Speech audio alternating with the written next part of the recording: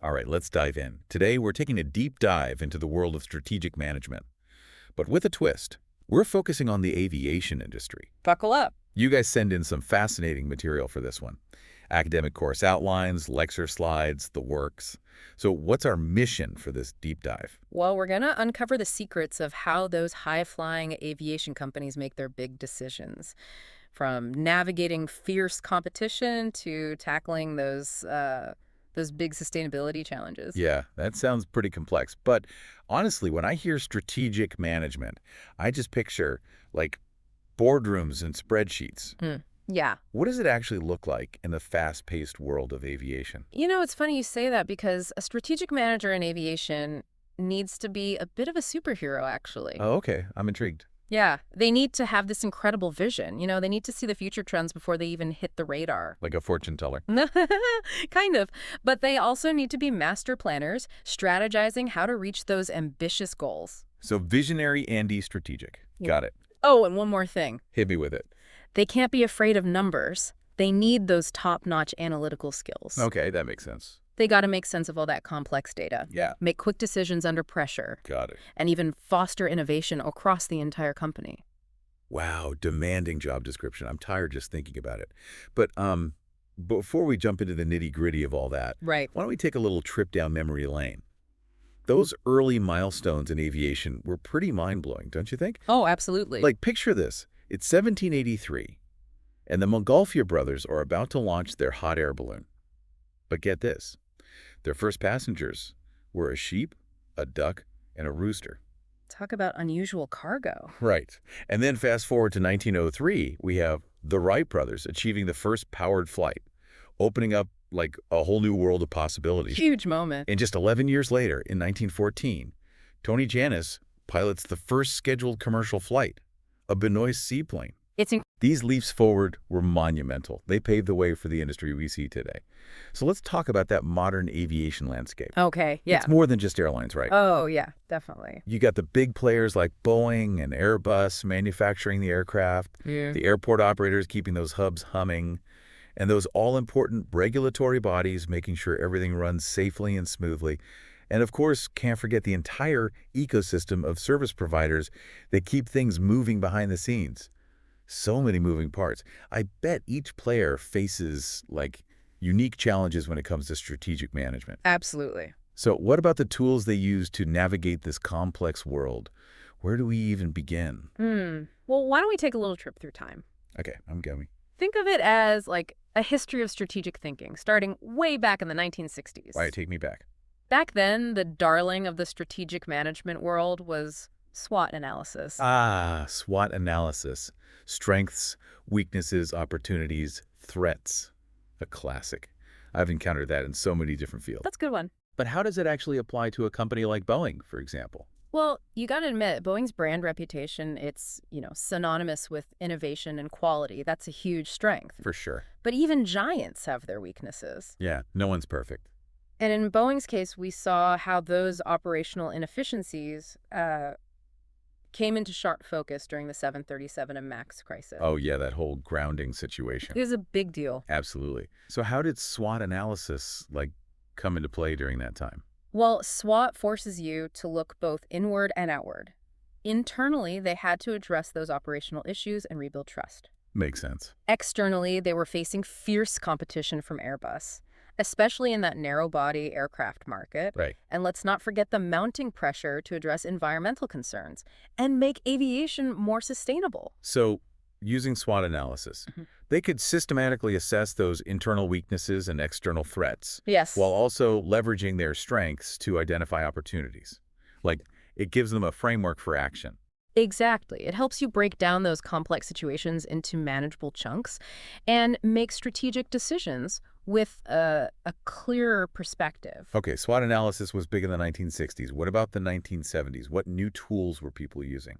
The 70s were all about taking a closer look at industries and the competition. Okay. One tool that gained a ton of popularity was the BCG matrix. BCG matrix. Developed by the Boston Consulting Group. It's all about managing that portfolio of products or services. Okay, now you're talking my language. Yeah. I vaguely remember something about stars and cash cows. Refresh my memory. Of course. The BCG matrix categorizes those products or services into 4 categories: stars, cash cows, question marks, and unfortunately, dog. Oh, right, the dog. Yeah, it all comes down to their market share and growth potential. Right, I'm following so far. Yeah. But how does this matrix actually work in the aviation industry? Can you give me like a real-world example? Absolutely. Let's take Boeing again. For years, their 737 was the ultimate cash cow. It had a massive market share in a mature market. But then came the 737 MAX grounding. And suddenly, its position kind of shifted. Oh, interesting. Yeah, it became more of a question mark as Boeing grappled with the fallout. It's fascinating how one single event can just like totally shift a product's position. So Right. what about Boeing's other aircraft? Where do they fit in? Well, their 777 and 787 are shining stars, leading the pack in the long-haul market. Okay. But sadly, the iconic 747, that legendary jumbo jet, has become a bit of a dog. The 747 a dog. That's surprising. Yeah, it's the reality of the industry. You Yeah. have to constantly evolve to stay ahead. That's true. So what about the 1980s? What new strategic frameworks emerged during that decade? The 80s were all about strategic positioning, finding that edge in a competitive market. Okay. And that's where tools like Porter's 5 forces and value chain analysis came in. Porter's 5 forces. Isn't that the one where we analyze the forces that shape competition within an industry? Exactly. It helps you understand the dynamics at play. Okay. You've got rivalry among existing competitors, the bargaining power of those savvy buyers and suppliers, the threat of newcomers entering the market, Gotcha. and the threat of substitutes lurking in the shadows. Okay, so if we were to apply Porter's 5 forces to, say, a low-cost carrier like Wizz Air, how would that look? That's a great example. Think about the fierce competition among low-cost carriers in Europe.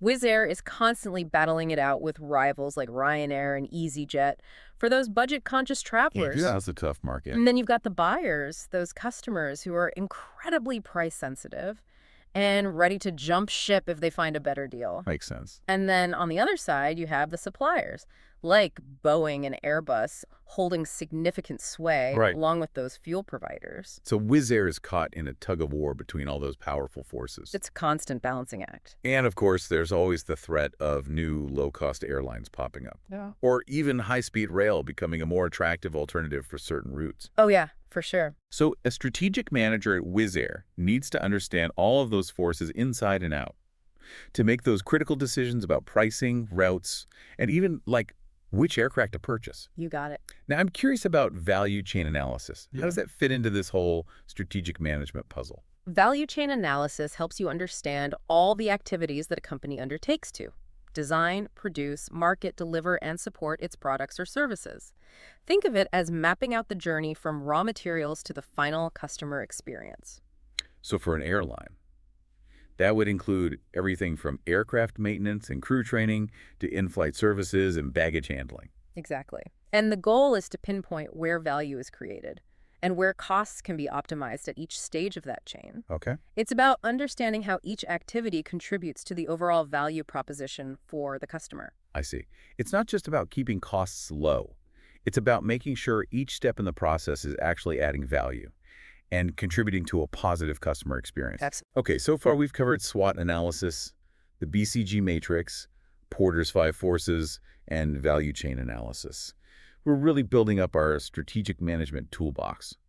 What happened in the 1990s? Did any new approaches emerge? The 90s marked a shift towards a more internal focus. Okay. It was all about the resource-based view, or Yes. RBV, and the idea of core competencies. Yeah. Instead of just looking at external forces, companies started asking, what are we really good at? What sets us apart? I like that.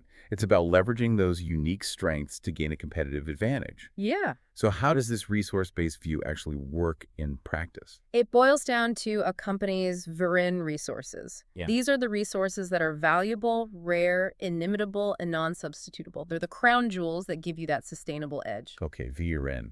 We have to remember that one. Can you give me an example from outside aviation? Sure.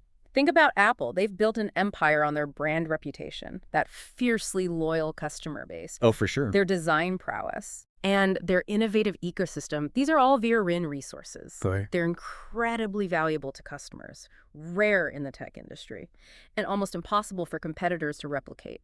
So if I'm Apple's strategic manager, my job is to protect and nurture those VRN resources like they're like precious gold. Exactly. What about core competencies? How does that framework differ from Viren resources? Think of core competencies as the secret sauce behind those Viren resources. They're the collective learning, skills, and coordination that enable a company to excel in certain areas. Okay, so for Apple, their core competency might be their ability to seamlessly integrate hardware, software, and services Right. to create that intuitive, user-friendly experience that their customers love. Exactly. And for a company like Amazon, it's their mastery of logistics and data analytics. Right. They can deliver products with lightning speed Yeah. while offering personalized recommendations that keep customers coming back for more. Sure. These core competencies are what set them apart from the pack. This is starting to click. We're seeing how these different frameworks build on each other to create a more comprehensive picture for strategic decision-making.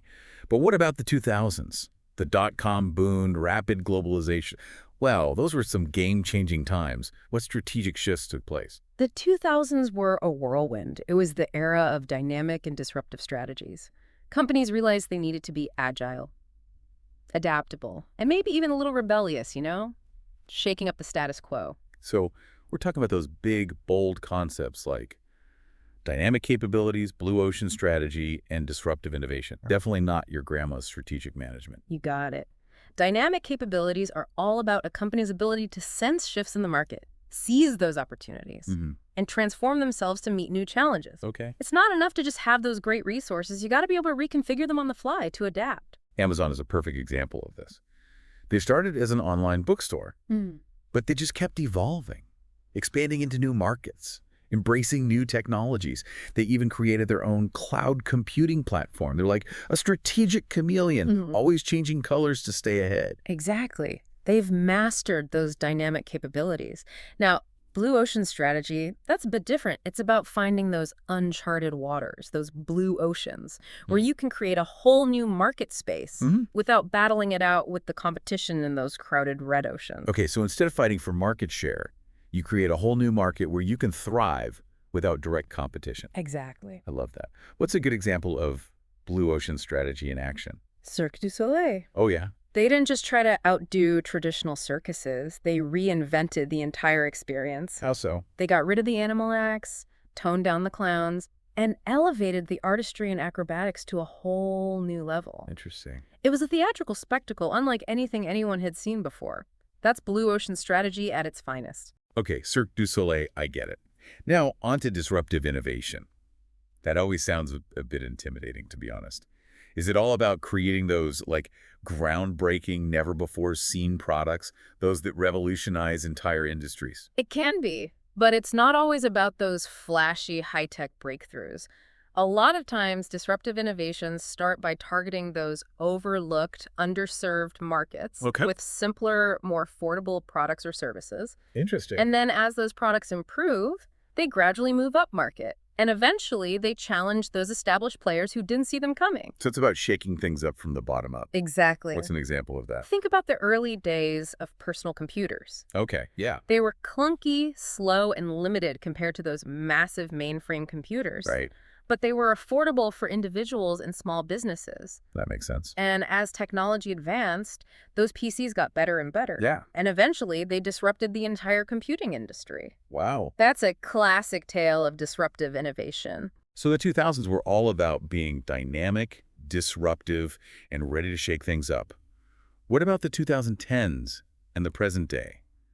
What strategic frameworks are we seeing in the aviation industry now?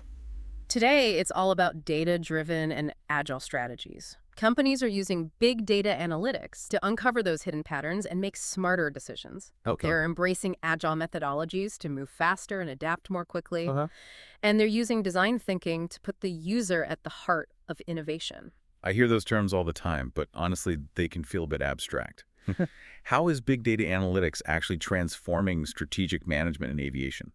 Give me some real-world examples. Think about all the data that airlines collect. Passenger information, flight data, maintenance records, fuel consumption, weather patterns, you name it. Yeah, it's a lot of data. It's a goldmine of insights just waiting to be discovered. And by applying sophisticated algorithms and machine learning, they can optimize everything from flight routes to personalize the customer experience. So what kinds of things can they do with all that data? Well, they can improve fuel efficiency, predict maintenance needs before something goes wrong, even manage risks more effectively. So big data is giving them a crystal ball, basically. Kind of. What about agile strategy? How does that translate from the world of software development to an industry like aviation? Agile strategy is all about flexibility and iteration, Okay. instead of those rigid, long-term plans that get thrown out as soon as the market changes. Yeah, those never work. Companies are breaking down their strategies into smaller, more manageable chunks. Takes They're time. constantly testing, learning, adapting, almost like a pilot, making those mid-flight adjustments to account for wind conditions and unexpected turbulence. So it's about staying nimble and responsive in a world that's constantly changing. I Exactly. like that analogy. Hey, Okay, what about design thinking? I'm intrigued by that user-centered approach. How are airlines applying it? design thinking is all about empathy. It's about truly understanding the needs, frustrations, and desires of passengers, pilots, crew members, everyone involved in the aviation ecosystem. It's not just about designing a cool new aircraft or a fancy airport terminal. It's about designing an entire experience that meets the needs of all those stakeholders. So from booking the flight, to navigating the airport, to the actual in-flight experience, design thinking can make those journeys smoother, more enjoyable, and even more sustainable. You got it. We've covered a ton of strategic management frameworks, from SWOT analysis to more modern approaches like big data and agile. It's clear this field is always evolving. But how do these frameworks play out in different strategic contexts? For example, how are aviation companies using these tools to navigate those big questions about growth and expansion? That's a great question. Let's start with the fundamental question every company faces: to grow or not to grow? That is the question. And I imagine in a dynamic industry like aviation, the pressure to expand is pretty intense. But I'm guessing growth isn't always the right answer. Sometimes scaling back, restructuring, or even exiting certain markets might be the smarter move. So let's break it down. What are the different types of growth strategies? We can start with intensive growth strategies. These are all about expanding within your existing market or product line. Okay, so instead of venturing into uncharted territory, you're deepening your roots in familiar ground. Precisely. There are four main types: market penetration, market development, and digital transformation. Wow, 4 types. Let's start with market penetration. What does that look like in the aviation industry? Think of airlines offering frequent flyer programs to incentivize repeat business, or launching marketing campaigns to attract new passengers. It's all about gaining a bigger slice of that existing pie. Makes sense. So what about market development? Is that about expanding into new territories? Exactly. Imagine an airline launching new routes to those untapped destinations, or maybe expanding their services to a whole new geographic region. It's about reaching those new customers who haven't experienced their brand yet. Okay, I like the idea of exploring those uncharted territories. What about product development? Is that about offering those fancy new services or amenities to entice travelers? You got it. Think about airlines introducing those swanky new cabin classes like premium economy, or offering new in-flight entertainment options to keep those passengers entertained. It's all about keeping things fresh and appealing to their existing customer base. Okay, that makes sense. And finally, we have digital transformation. I feel like that's the buzzword in every industry these days. What does it actually look like in aviation? It's more than just a buzzword, it's a necessity. Digital transformation is all about leveraging those cutting-edge technologies to enhance existing products, create new ones, and streamline operations. Give me some examples. Online booking platforms, mobile check-in, AI-powered customer service, even predictive maintenance systems that keep those planes running smoothly. So it's about embracing the digital age to stay ahead of the curve. No more paper tickets and long check-in lines. Right. So we've covered those intensive growth strategies. What about integrative growth strategies? Is that about joining forces with other companies? You're on the right track. Integrative growth is all about expanding operations through mergers, acquisitions, or vertical integration within that supply chain. Okay. It's about getting bigger by joining forces with others or gaining more control over different parts of the process. Like building a strategic empire. Huh? Can Yeah. you break down those different types of integration? Sure. Let's start with horizontal integration. This is where a company acquires one of its competitors. It's a classic power play. All right. We often see this when companies want to gobble up market share or eliminate the competition. It's like that game of Risk, Yeah, where you're conquering territories and expanding your dominance. Do exactly. you have an example from the airline industry? One of the biggest examples is the merger of U.S. Airways and American Airlines back in 2013. It created the world's largest airline at the time. Wow, a true aviation behemoth. Okay, what about vertical integration? Is that about controlling different parts of the supply chain? Exactly. Think of an airline that acquires a catering company to have more control over those in-flight meals. Or maybe they invest in a travel agency to manage their ticket distribution. Okay. It's about creating a more streamlined and potentially cost-effective operation by owning those different pieces of the puzzle. Got it. We've talked about intensive and integrative growth strategies. What about those concentration growth strategies? What are those all about? Concentration strategies all about focusing on your core business, that sweet spot where you excel, and expanding within that area. Okay. Think of an airline that specializes in low-cost, short-haul flights that decides to add more routes within Europe. They're doubling down on what they do best, instead of trying to be everything to everyone. It's a laser-focused approach, playing to their strengths. Yeah. I like it. Now on to the more adventurous strategies. Diversification. This is where things get interesting. Venturing into uncharted territories, taking on new challenges. Exactly. Diversification is about branching out into new markets with new products or services, often in industries that are completely unrelated to your current business. So it's about spreading your wings and exploring new horizons. Hmm. But it also sounds riskier It can be. if you're venturing into unfamiliar terrain. You could stumble and fall. Absolutely. There are two main types of diversification: related diversification and unrelated diversification. Right. Related diversification is about entering a new market, but that new market has some connection to your existing business. Yeah. Think of an airline that starts offering cargo services. Or maybe they develop a loyalty program that can be used for other travel-related purchases. So it's still within the realm of travel and transportation, but they're expanding their offerings. Exactly. Now, unrelated diversification, that's a bolder move. It's about jumping into industries that have no connection to your current business. Like what? Imagine an airline that decides to invest in real estate or starts a chain of restaurants. Wow, that's a big leap. Huh. I can see how that could be a risky strategy. But it could also be a way to hedge your bets. You got it. Unrelated diversification can help mitigate risks by not putting all your eggs in one basket, Right. but it can also spread your resources thin if it's not well managed. This has been an eye-opening look at growth strategies. It's fascinating to see how aviation companies use these frameworks to make decisions about expansion and diversification. But what about those times when growth just isn't feasible or desirable? What are those non-growth strategies all about? And when are they used? It seems like there are so many ways to grow, but I guess sometimes hitting the brakes can be the smartest move. Yeah. When would a company choose a non-growth strategy? What does that even look like? You're right. Sometimes pressing pause on those ambitious expansion plans is actually the most strategic move. Interesting. Non-growth strategies are essential when a company is facing some tough times. You know, the situations where charging full speed ahead just isn't the right approach. Okay. The goal is to stabilize the business, find those operational efficiencies, and maybe, just maybe, set the stage for a triumphant return to growth down the road. So it's like taking a pit stop. Yeah. To fine-tune the engine and make sure everything's running smoothly before you hit the gas again. But when you're talking about a company, especially in a fast-paced industry like aviation, hitting the brakes can be a tough call. When do those non-growth strategies come into play?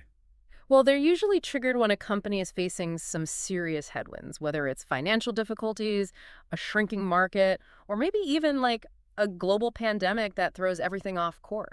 Yeah. Think about those airlines that had to ground most of their fleet during COVID. Right.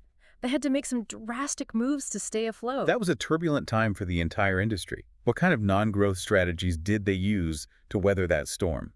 We saw a lot of retrenchment and turnaround strategies. These are all about cutting costs, streamlining operations, and refocusing on those core products or services that are still in demand. So batting down the hatches, weathering the storm, hoping for calmer skies ahead. Exactly. It might involve selling off those non-essential assets like older aircraft or unused property to free up some cash, reduce debt. Layoffs are unfortunately a common part of retrenchment too, although nobody likes to see those. Yeah, for sure. And sometimes they have to revise their entire strategy, narrowing their focus to those areas where they can still be competitive. It's about making those tough choices Not too. to ensure the survival of the company, Yeah. even if it means shrinking in the short term. Exactly. What about adapting to declining markets? Is that about finding those niche opportunities? Within a shrinking market, I mean. You got it. Sometimes you're facing a market that's just not what it used to be. Yeah. Maybe there are technological changes, maybe consumer preferences have shifted, or maybe the economy has taken a downturn. Right. In these situations, companies have to get creative. So if you're an airline that's seeing a decline in demand for certain routes or a particular type of aircraft, what are your options? Do you just throw in the towel? Not necessarily. There are a few different approaches. One option is to focus on those niche markets that are less affected by the decline. Maybe they specialize in cargo transport, which actually saw a surge in demand during the pandemic. Right. Or maybe they offer charter flights for specific groups or events. Interesting. It's about finding those pockets of opportunity and catering to those specific needs within that shrinking market. So are there other strategies? Absolutely. They can try to innovate and differentiate their products or services to rekindle interest among those customers who might be drifting away. Okay. This could involve introducing new technologies to enhance the travel experience, offering more personalized services, or maybe even focusing on sustainability initiatives to appeal to those eco-conscious travelers. It's about finding ways to stand out, even in a challenging market. Right. Now, what about those most drastic non-growth strategies, those last resort options? I'm thinking about liquidation and divestiture. Those sound pretty serious. They are. Liquidation is the most extreme option. It's about closing down the business completely Wow. and selling off all the assets to pay off creditors and stakeholders. It's a heartbreaking decision, but sometimes it's the only way to minimize losses. It's like waving the white flag. But I guess in certain situations, it's the most responsible option. Yeah. What about divestiture? Is that about selling off parts of the company? Exactly. Divestiture is about selling off those non-core businesses. You know, those subsidiaries or divisions that might not be performing well or that no longer align with the company's overall strategy. Okay. It could involve an outright sale or maybe spinning off that business as an independent entity. So if an airline is struggling, it might sell off its maintenance division or its regional carrier subsidiary to free up some cash and focus on its core operations. Precisely. It's about cutting your losses and streamlining your operations. This has been an incredibly insightful look at both growth and non-growth strategies. It's clear that strategic management isn't just about expansion and conquering new markets. Sometimes it's about making those tough choices to scale back, restructure, or even exit certain areas to ensure the long-term sustainability of the company. That's a great way to put it. It's about adapting to those ever-changing market conditions and making the strategic moves that will keep the company flying high, even when the turbulence hits. You hit the nail on the head. It's about being flexible, adaptable, and making those data-driven decisions that will keep the company on course, whether that means soaring to new heights or navigating those unexpected storms. This has been an amazing deep dive. We've covered so much ground. From those early milestones in aviation to the strategic frameworks that are shaping the industry today. We explored growth strategies, non-growth strategies, and even touched on the importance of feedback and continuous improvement. But as we prepare for landing, what's the key takeaway for our listeners? What's that one big idea they should carry with them? I think the most important takeaway is that strategic management is a journey, not a destination. It's about constantly scanning the horizon, anticipating those changes, and making those course corrections to stay ahead of the curve. I like that. And in the aviation industry, where the only constant is change, those companies that embrace this dynamic approach to strategic management will be the ones that continue to soar for years to come. So, to our listeners, keep your eyes on the horizon, embrace that spirit of innovation, and never stop learning. The future of aviation is full of possibilities, and those who understand the principles of strategic management will be the ones shaping that future. Thanks for joining us on this incredible deep dive. Until next time, happy flying.